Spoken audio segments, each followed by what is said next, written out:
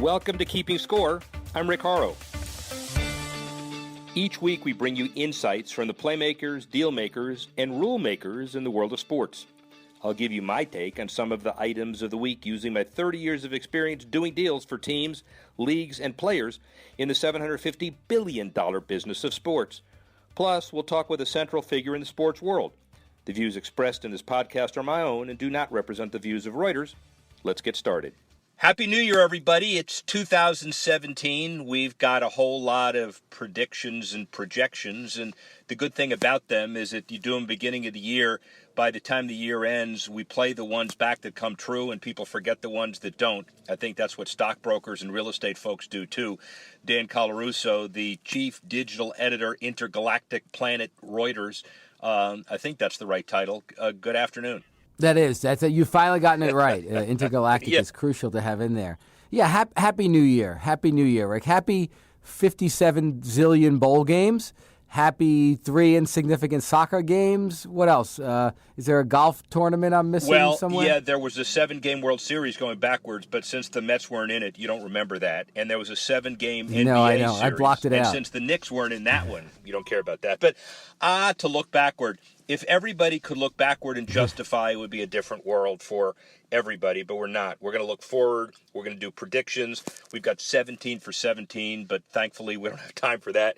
So let's look at my top 5, and let's see how you feel about those top 5. We'll go from 5 to 1. It's all about sports economics off and on the field, and number 5 is off the field, which is the Raiders and Chargers decide their fate. And it means the NFL gets a little more stable. My prediction is that the Chargers cut a deal in L.A. to be partners with the Rams in their new mega stadium. And I do think that the Raiders are going to buy a little bit of time because Mark Davis may not make a decision. But at the end of the day and the end of the year, they will be committed to Vegas, which means that the NFL becomes more stable. They look to their next stop. And the bottom line is I think the days of franchise musical chairs aren't over, but I think they're over temporarily.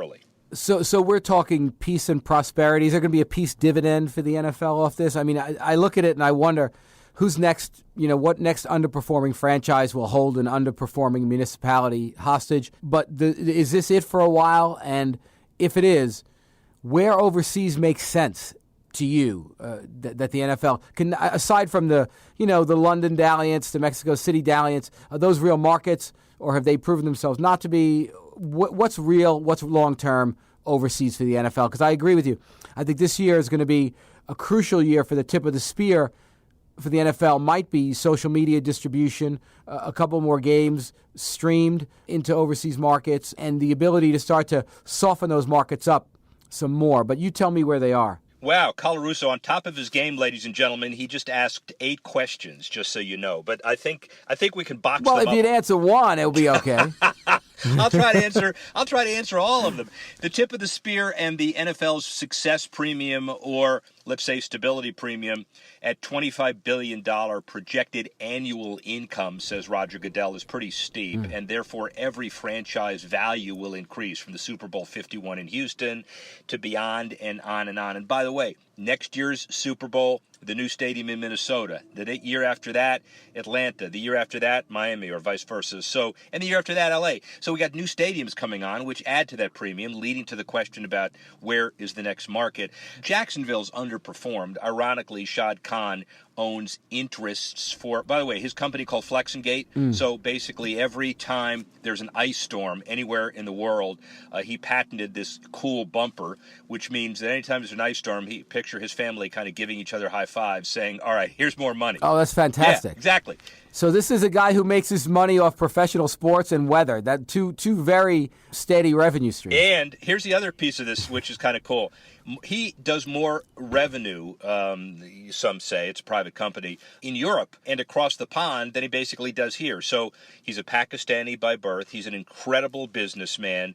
But if you ever wanted to talk about a real dalliance, there is the Jacksonville Jaguars. He owns Fulham, which I know you don't care about soccer, but it's in the Championship League. And well, I do care about the revenue stream. No, I don't care about watching an actual game, but I'll ring the cash register with him. Is he committed to Jacksonville? Is that something? Is the community bought into him? Is he bought into the community?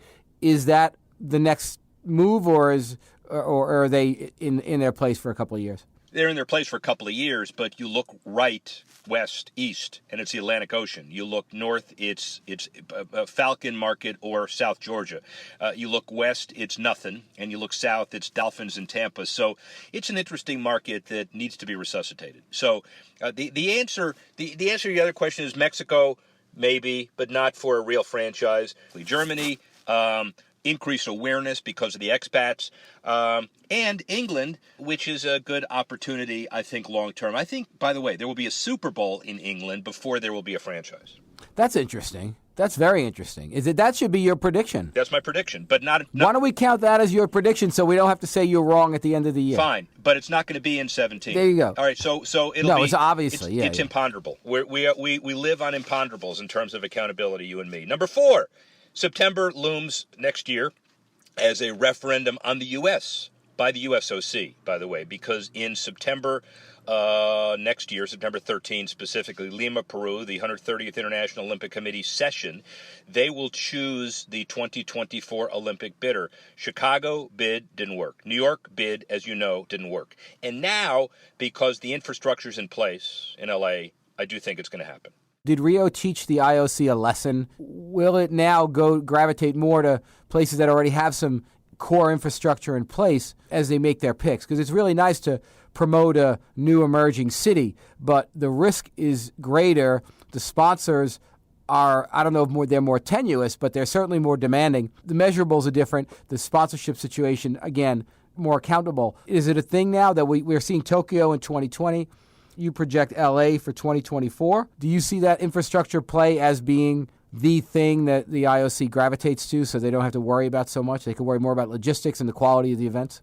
Yeah, you made a comment about learning their lesson. I'm not sure they've ever learned their lesson. It's a gradual kind of consensus building, meaning Athens had major problems. Some say the Olympics helped bankrupt Athens, right, and that was the first Olympics. So they had a commitment to go back. They had to do it. Rio, the legacy and the jury is still out. Australia's greening legacy, pretty good. Atlanta's legacy, pretty good. But a lot of it depends on infrastructure development. Sochi, no. Beijing, by the way, the Bird's Nest and all those facilities, weeds in them, but yet they awarded the Winter Olympics to Beijing again because they were the only ones with a lot of money who were interested. And they have the ability to fund infrastructure without regard for what's in the way. Yes. That is it's correct. Not like, it's not a democracy. We have to worry about eminent domain, or you just build it and you move people somewhere else. It's a different social dynamic, financial dynamic, right? Kind of like what Russia did with Sochi. But the bottom line is LA, I think, gets it because of that infrastructure, and we'll just see where it goes. So I think that's what's happening with number 4. So number 3, the next super fight between the best of the UFC and the best of boxing. Floyd Mayweather may come out of retirement against UFC megastar Conor McGregor. Mayweather earned $230 million in his last fight. McGregor said he earned $40 million in 16, demanding $150 million purse for Mayweather. And my prediction is that either happens or a next fight between the top guys at the UFC and the top guys in boxing happens. But it's time for a merger of talents. Wow, that's a great prediction. I find both. I mean, I was a huge boxing fan as a younger man. Obviously, my interest has waned as the talent has gotten diffuse, right? Much like the rest of the world in some. But I can't quite gravitate to the UFC. I think it's socially it's unnecessarily brutal. But boy, oh boy, they mint money right now. And I think for boxing to do a couple of these just to kind of get back on the radar of the younger fan, I think could be crucial. I think there's a huge fan base. Last time I went to Vegas a couple of years back, I was on a flight, and it was Super Bowl weekend, and on the flight around me, everybody going out to a UFC fight. And I was amazed by it because I didn't realize that it had that kind of appeal where people would get on a plane and go to events. And it obviously does, and it's hit a generational mark there very, very well. And I think that boxing needs to do something to align itself with a brand, let's say, that it makes it a little more relevant to younger viewers, younger fans. UFC, as you remember, was bought by IMG for $4 billion. So they're not buying it just to keep it where it is. They're buying it to take it to other levels. Internationally, and also talent-wise. So don't be surprised if you see some of that crossover. You may remember, I do, not too many people will admit it, but Muhammad Ali at the end of his career. Antonio Inokia. There you go. Antonio That Inokia. was pretty good, yes. Come on. Yeah, that was good. Come on. Right. And Yeah. it was a stupid fight because it looked like a punk spectacle that was made for just to add some dollars, and it did. But now, if it's the best of and best of, we got something going. Yeah, I think so. I think you're right. Number 2, big year for the NHL. 100th year anniversary, expansion franchise in Vegas, playing starting next fall at their new T-Mobile Arena. Wayne Gretzky, the LA ambassador for the All-Star game on January 29. They got to fix some markets, Phoenix, maybe South Florida, but the bottom line is, big decision, do they play in the 18 Winter Olympics or not? That decision is made next summer, but the NHL looks really, really good, and that's number 2. Boy, does the NHL look really good. I mean, I don't know. We want to go back and say it started with the Winter Classic, but it feels like the NFL is very centered in a zen way with its fan base, with its franchises, with its economies, with the rules of the game and the kind of the pace of the game that they changed after the strike a few years back. I think the NHL's been a great turnaround story, and I think this is, this year, next year, the year after, are the years it really flourishes. I don't know what kind of discord they'll have after that, but I think you're right. The expansion moves in Vegas, Phoenix and South Florida, who would have guessed, but it worked. And I think that they're in a really nice spot. Their fan base is young, it is relatively affluent, and it knows what it wants, and the league knows what to give its fans. And I think that bargain right now between the NHL and its fans is pitch perfect. Well, and you know that we have interviewed Gary Bettman twice on this show. He is now the longest standing Major League Commissioner. We'll have Dave Andrews, the minor league commissioner, on in January, the longest standing, but he's comfortable. He doesn't like the word comfortable, and when I've used it, but his owners love him, the players tolerate him, the revenue, which is the most important issue, continues to rise, and the NHL is in really good hands, and will continue being good. I met Bettman in a previous job right after that strike, that really almost crippling strike, and they were ready to burn him in effigy. Yes, they were. I mean, Bettman did not get off to a great start as commissioner. No. And I think he's handled this perfectly. Yes, and he emerged as the guy who led them through some really tough times to the promised land, and now he's reaping the rewards. That is correct. All right, so here's number 1, a combination of things. Let's begin with cord cutting and its implications. Let's assume that major media rights are locked up, but cord cutting really important because people need to measure what it means to watch on mobile devices and iPads, and players are now beginning to develop their own individual content. So it's a big lumped issue about where media is going. Let me know what you think. I think this is the year, if we had to crystallize all that, because you and I talked about this. We talked about like the Players Tribune, and disintermediating the athlete from the fan. We talked about streaming. We've talked about how you measure ratings and what's really accurate based on, a combination of metrics, whether it's social media penetration, live sports ratings, on-demand sports ratings, live events. And I think that the crux is that the leagues catch up to their fans and technology, and they start to understand where their fans are watching which parts of their, for lack of a better term, programming. You see how everyone is trying to get a foothold and understand their base here and where people are interacting with what types of the programming. Let's not even call it content, because it is programming, because you dictate when it's going to happen.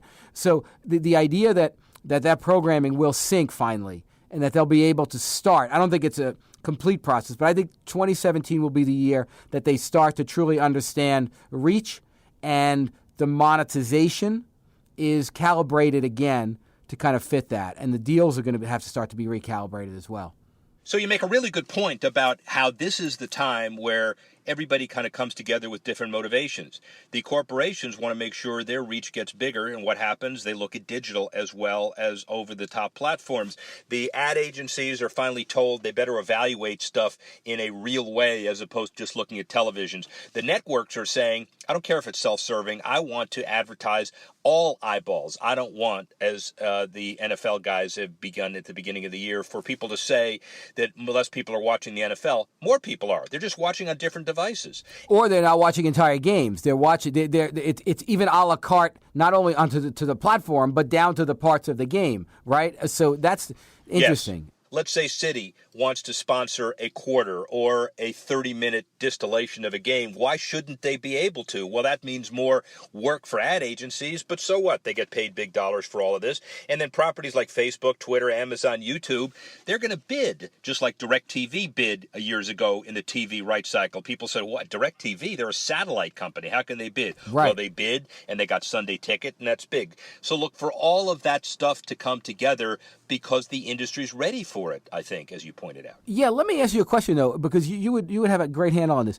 So let's flip that equation on its head a little bit and say, if there were a team, if these leagues weren't all cartels, if these leagues weren't all cartels, would the Cubs go out and craft their own, distribution deal with Twitter? Let's take the NFL, because that's a little more relevant maybe. Would the Cowboys, how they broke with the league once over soda, right, at the concession stands, would Jerry Jones break with the NFL to live stream all the Dallas games onto Facebook Live for whatever, you add the zeros, for whatever amount of money? Like, the leagues aren't run that way, but if there were a team that felt like it were bigger than a league at this point, that might be a challenge. You might get some competition in there amongst teams to monetize in different ways because they have either larger national followings or super loyal local followings that they feel like they can't fully exploit.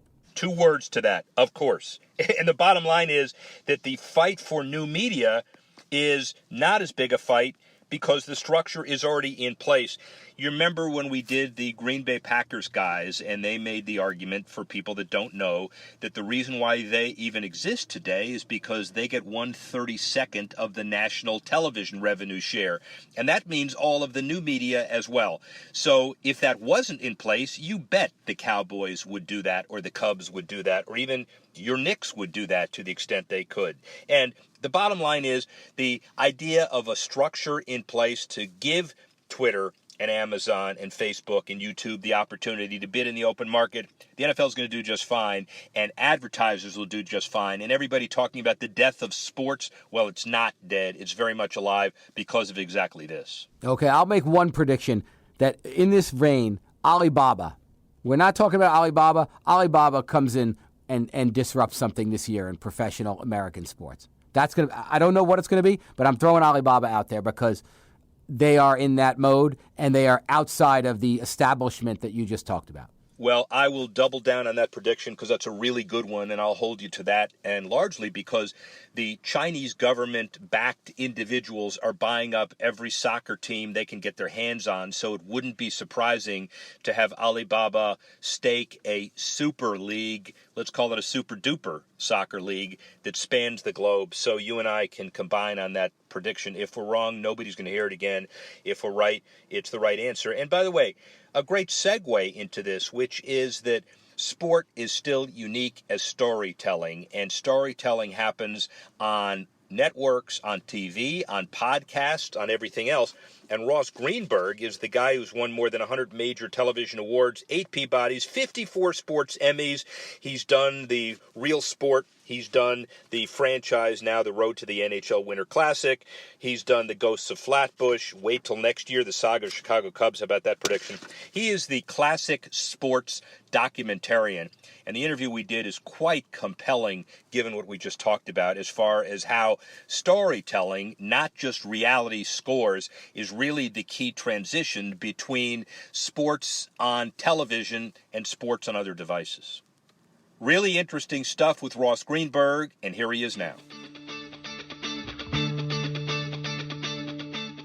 Keeping score in the boardroom, it's not too many times that we have actually satisfied this search. I've asked my people to line up a definitive interview with someone who's won more than 100 major television sports awards, 54 Emmys, 12 Golden Eagles, 5 Monitor Awards, 21 Cable Ace Awards, and I said anything less than that, we don't have a show. So luckily we found Ross Greenburg just in time. How's that for an intro? I like that. I like that. Some of those awards, I don't even know what they are, just so you know. Well, no, yes, of course you do. But the bottom line is you may not, but the people that follow your career and understand how diversified it is do. And I would also introduce you as America's new next definitive storyteller. There have been some in the past, but would you accept that moniker for purposes of this interview? I love that moniker. I mean, that's something that, I've worked long and hard to try to foster, and I think over the years we brought some pretty compelling stories to people in a lot of different ways, mostly through sports. So it's been a fun journey, I'll tell you that. Well, but it's also a journey that requires unique creativity, from Cold War on Ice to the stuff you're doing right now with the Road to the NHL Outdoor Classics, the episodes that begin with a number and end with the development of these, Joe DiMaggio, Sonny Liston, Larry Bird, the struggle of women in sports.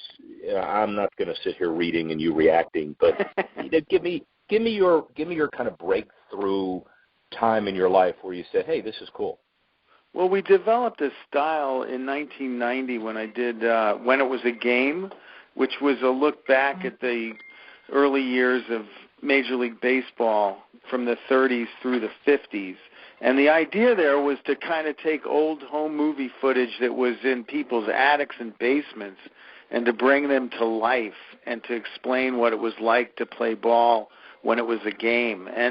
But what it did was it set up what became my style of documentary filmmaking, and so I was able to kind of look into the future and kind of see what I wanted to do. Instead of just throwing kind of interviews against the wall with highlights, which many people in sports had done over the years in documentary form, I developed a style that I've kind of stuck to ever since. So that was groundbreaking. But then there have been momentous ones, whether it was Magic and Bird, as you mentioned, or the 80 hockey team, which I then turned into the movie Miracle.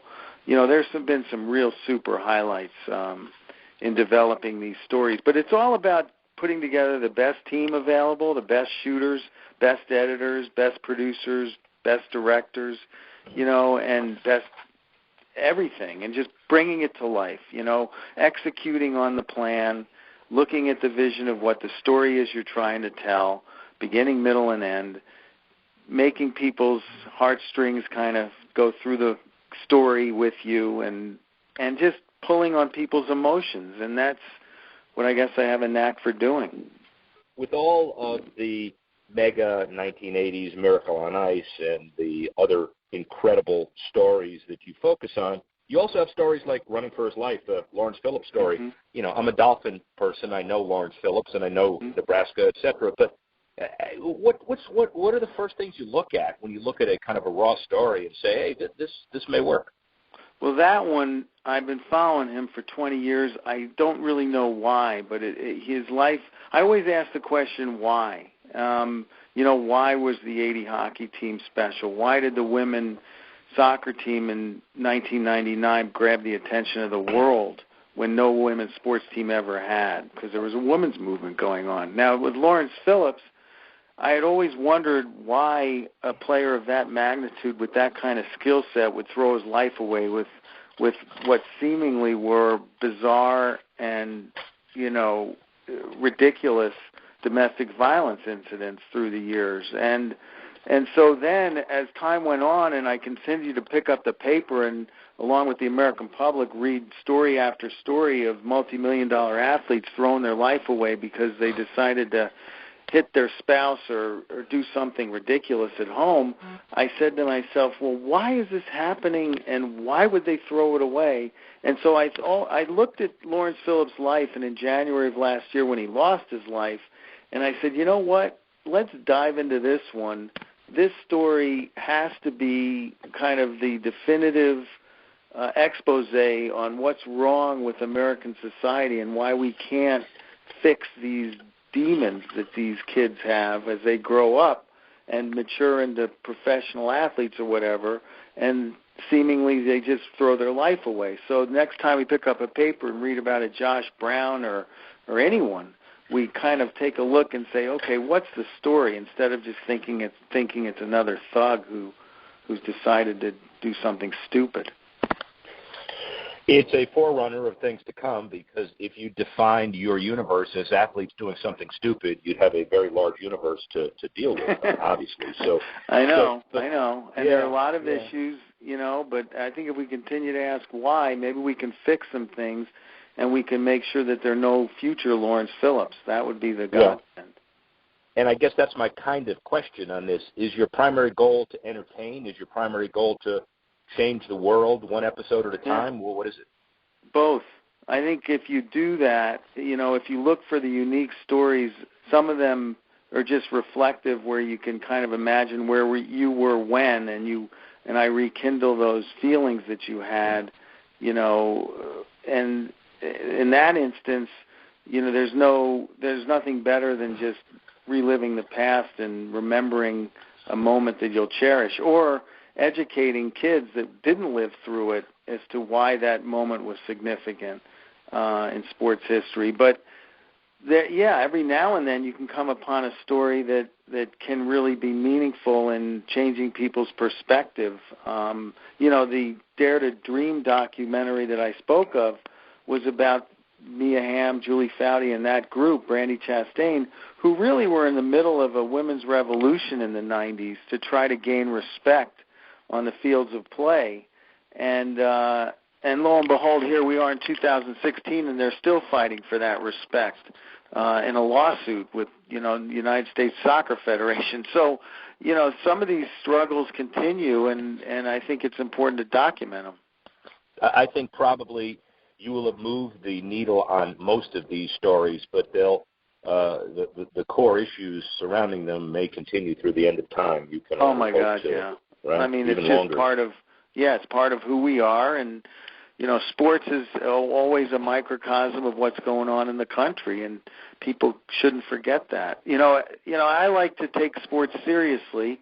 Obviously, there's some comical pieces that have been done. We did the reverse of the Curse of the Bambino after we did the Curse of the Bambino, so it fluctuates, but for the most part, it's serious business, and these stories are important entertainment. And I think that sports has always been given a back seat and never been taken seriously as an entertainment vehicle in this country. And let me ask you this before we get into a couple of substantive things, including the various sports documentaries you're doing. So the Epics platform gives you the ability to deal with the road to the NHL Outdoor Classics, the 4 episodes heading into All-Star Week and beyond. And everybody now wants to tell stories, because between the podcasts and the vertical integration and nobody knowing what devices to watch, you watch the small devices or the big devices. Is it, in your mind, a better world for the definitive storyteller because people more accept the idea of long form on varieties of platforms, or is it worse because everybody's trying to do it and it clutters the market?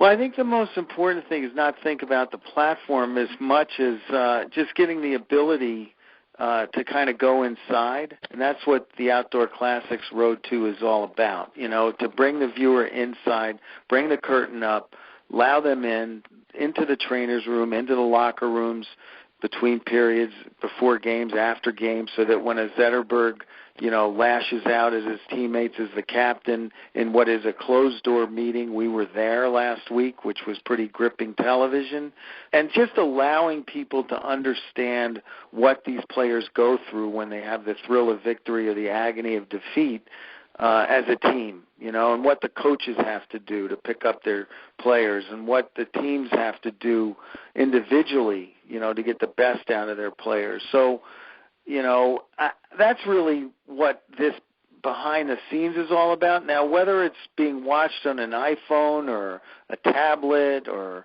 listened to on a podcast, all of that is kind of window dressing and is encouraging that Epics would take the opportunity under Mark Greenburg and Ross Bernard to kind of look for different ways of distribution so that it can have as wide an audience as possible on whatever format everyone wants to watch. So that's really important in this day and age in television if you want to get maximum exposure. And how the ratings, across the board are taking hits because of the variety of product out there. Well, and that's really my next question from a business-oriented perspective, and the audiences for Reuters and NBC a little bit. And Mark Lazarus is leading the way on this, which is let's figure out a new way to measure. Right after the Olympics, we'll create some kind of a metric where all eyeballs ought to be measured, not what they're watching. And it's cutting across, in my mind, all aspects of content, because it's great that Epix is agreeing to do what you're doing. Your stuff is seminal, but if it can be defined as everybody's watching because here's the way we're measuring it, I assume it's better for advertising and it's better for content down the road. How do we get there? Yeah, and I think that Mark Lazarus is on to something, and I think, the viewer is going to take us there. So as the viewer kind of expands on where he or she wants to watch, then Nielsen just can't pay attention to the premier rating of a show coming on a television network anymore. And that's clear. I mean, now you're seeing Nielsen having to go to their ratings and take into account the DVR use of up to 7 days after a show. And I know in dealing with these networks now, Epix is closely monitoring how many hits they're getting online, as people tune in to watch off of epixhd.com. So, it's happening. It's happening before our eyes. And I think the networks are all looking at the numbers in a very specific way now and not paying attention to, a lot of the standardized rating systems that have been around since I was, breaking into the business in 1978. I mean, those days are long gone. They're long gone and will continue to be long gone, and hopefully the industry and the ad executives will understand they're long gone too. And one of the differences that I'd like you to comment on is that theoretically we 2 years ago, 3 years ago, we now hold up live sporting events as quote-unquote the ultimate reality TV because everybody's going to watch it, and then if they don't watch it, they're not going to watch the rerun. That's great. But now with storytelling and the evergreen access to it and the fact that the measurement is just as good a week later or 2 weeks later, it makes the documentarian and the telling of stories even more compelling. Agree? Yeah, I mean, I had an epiphany, Rick, the other week. To be honest with you, I have a feeling, and I just saw the first semblance of it in a note yesterday that Fox is going to come out and produce a women's basketball game behind the scenes. And, I kind of did that starting in 1978 when I got to HBO when it came to boxing, where we had cameras in, the locker rooms before the fight, and we were miking refs and we were miking the trainers in the corners and going to the corners and listening in. But I think there's now a day and a time coming in the not-too-distant future where cameras are going to be going into locker rooms, they're going to be on the sidelines, we're going to have mics on players during games, live games. And, I've teased everyone with these shows that I've done since 2000, since we, initiated Hard Knocks, Steve Sable and I. But, the fact is that through all the 24/7s and now the all-access shows I do on Showtime and now Road to, on Epix, we're really kind of setting the tone for the future of television. And people will say to me, well, what about language? And you know what? I have a feeling that over time, language isn't going to be an issue, that people want the raw reality of sports and what's going on on the field of play and in those locker rooms. And, these leagues are all going to have to wake up, because, the ratings will continue to slide, because I think it's more and more expected that viewers will be taken where they haven't been before.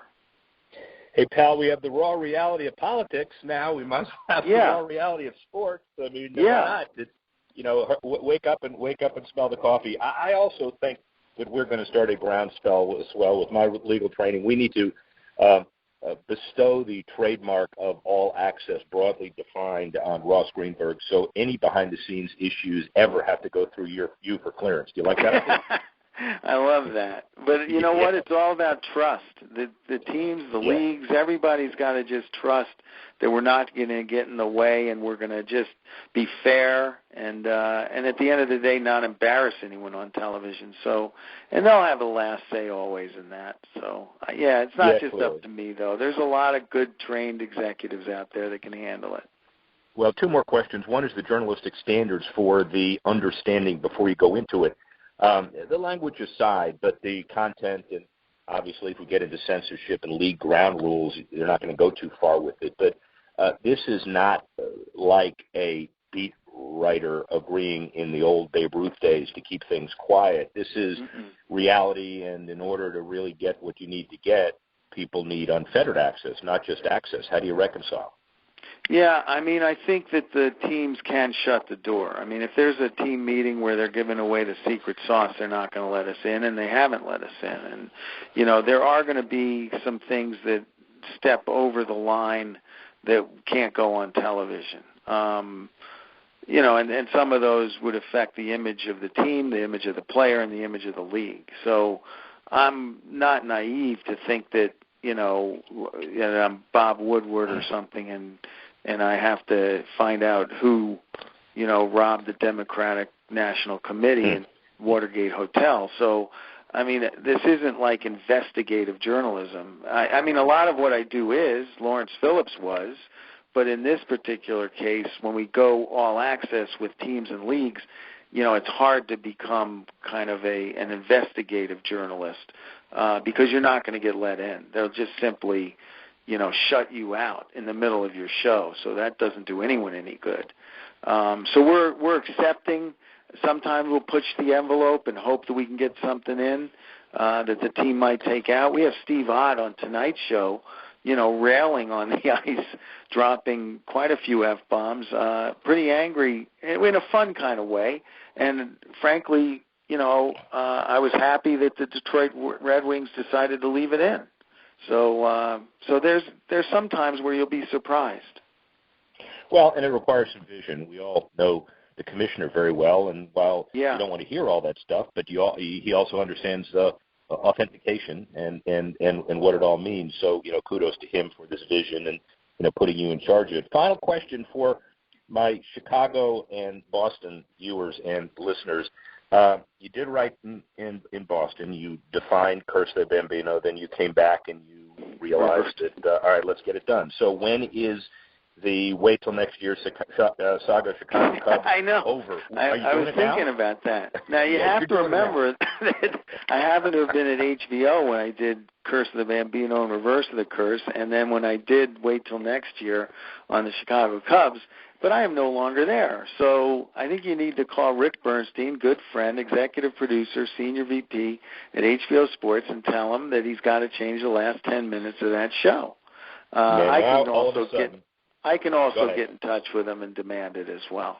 But they deserve that in Chicago now. Let's do it together. So all of a sudden, I'm now your, you know, father confessor and your agent at the same time. Well, congratulations. That it couldn't happen to a better guy, Roger Greenburg, the king of modern storytelling. Thanks for listening to this edition of Keeping Score. I'm Rick Horrow. The producer of the show, Alex Cohen. Associate producer, Bethel Habte. Assistance provided by Tanner Simpkins and Carlos Waddick. And the executive editor of Reuters Digital, Dan Colarusso.